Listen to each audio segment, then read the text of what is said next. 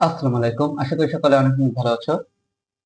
আজকে আমরা এমন একটি জিনিস শিখবো যে জিনিসটা তোমার ব্যক্তিগতকে পরিচয় করিয়ে দিবে। তোমার ব্যক্তিকে পরিচয়, তোমার যে ব্যক্তিগত যে পরিচয় আছে সেটাকে অন্যের মাঝে পরিচয় করিয়ে দিবে।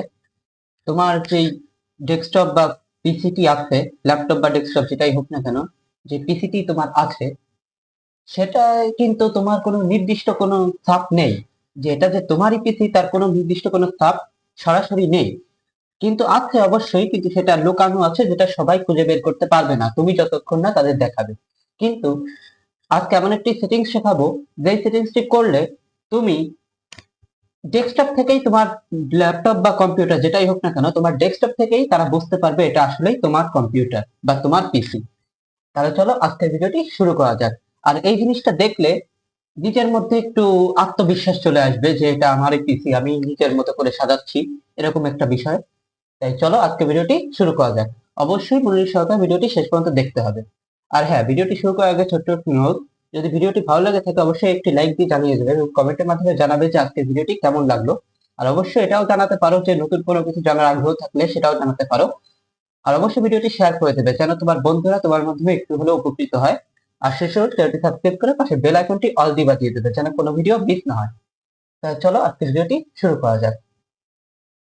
আজকে আমরা যে বিষয়টি শিখবো সেটা হচ্ছে এই যে আমাদের যে টাস্ক বারটা আছে ডেস্কটপে, যে টাস্ক বার আছে এখানে নিজের নাম অ্যাড করব। এখানে দেখতে পাচ্ছ এখানে কিন্তু কিছু নেই, কিন্তু এখানে আমরা নাম অ্যাড করব। এটা তোমার নিজের নাম বা তোমার প্রিয়জনের নাম এখানে অ্যাড করে দিতে পারো। যে কোনো নাম তুমি অ্যাড করে দিতে পারো, সেটা সমস্যা না। তাহলে চলো আজকের ভিডিওটি শুরু করি। এর জন্য আমাদের প্রথমে ডেস্কটপ থেকে মাউসে রাইট ক্লিক করতে হবে। মাউসে রাইট ক্লিক করে এখানে একটি ফোল্ডার ক্লিক করতে হবে, খালি ফোল্ডার ক্রিয়েট করতে হবে। নিউতে গিয়ে ফোল্ডার, এখানে তুমি যেই নামটি এখানে শো করাতে চাচ্ছ, এখানে যেই নামটি শো করাতে চাচ্ছ সেই নামটি এই ফোল্ডারে দিয়ে দিবে। দেখো আমি আমার নামটা দিয়ে দিচ্ছি।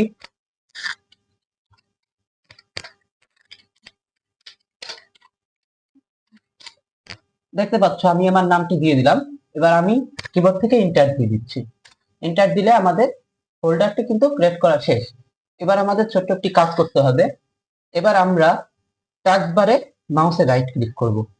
তারপর মাউসে রাইট ক্লিক করে এখানে একটি অপশন পেয়ে যাবে সবার উপরে, টুল বার নামে। দেখতে পাচ্ছ এখানে যদি মাউস নিয়ে যাও আরো কিছু অপশন চলে আসবে। এখান থেকে তুমি বেছে নেবে নিউ টুলবার। এই নিউ টুলবারে তুমি ক্লিক করে দেবে। নিউ টুলবারে ক্লিক করে দেওয়ার পর তুমি ফাইলটা বা ফোল্ডারটা, ফাইল নয় ফোল্ডার, এটা মাথায় রাখতে হবে, ফাইল নয় ফোল্ডার। এই ফোল্ডারটি তুমি কোথায় ক্রিয়েট করেছো সেটা কিন্তু মনে রাখতে হবে। আমি যেহেতু ডেস্কটপে ক্রিয়েট করেছি, দেখতে পাচ্ছ এই যে ডেস্কটপে কিন্তু চলে এসেছে ফাইল থেকে। যেখানে তুমি ক্রিয়েট করবে সেখানে গিয়ে এখানে অ্যাড করতে হবে, এটা মাথায় রাখবে। সেই লোকেশনে গিয়ে অ্যাড করবে। এটা যদি তুমি পিকচার পিকচার ভিডিওর মধ্যে যদি ক্রিয়েট করো তাহলে সেখানে গিয়ে এখান থেকে অ্যাড করতে হবে। বুঝতে পারছো? আর যে সবচেয়ে সহজ হবে ডেস্কটপ থেকে, কারণ ডেস্কটপ আমাদের সবসময় ক্লিন থাকে। আমি আগে একটি ভিডিওতে বলেছি যে ডেস্কটপ সবসময় ক্লিন রাখবে, তাহলে পিসিটি দেখতে বেশ ভালো লাগবে। তাহলে আমরা সেই ফোল্ডারটিকে সিলেক্ট করে দিব। ফোল্ডারটিকে সিলেক্ট করার পর দেখতে পাচ্ছ টাস্ক বারে আমার নামটি চলে এসেছে। এখন তুমি চাইলে এটা ডিলিট করে দিতে পারো।